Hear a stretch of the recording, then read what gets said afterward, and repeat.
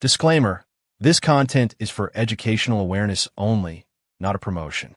Hey everyone, welcome back to D Reviews, the place where we break down viral videos, expose the truth, and have a little fun along the way. So we stumbled upon this viral clip. This video is posted on Morekla Facebook page with description: Unity always wins #FB lifestyle, where a little piglet is napping peacefully with its mom and siblings. Suddenly, a wolf shows up, snatches the piglet like it's takeaway dinner, and just when you think the poor piglet is gone, boom! A whole squad of boars comes running in like Avengers to save the day. Sounds epic, right? But wait, let's talk about reality. First of all, if this was real life, the mother pig would not chill out like she's on vacation. Nope, mother boars are famous for being some of the most protective and dangerous moms in the animal kingdom. If a predator even thought about touching her piglet, she'd charge like a tank. In this video, she's just sleeping and lets it happen. Yeah, not buying it. Second, about those piglets. Real wild piglets have stripy fur. It's their camouflage outfit for surviving in the wild, but here, no stripes. It's like these piglets skip the dress code, which makes us think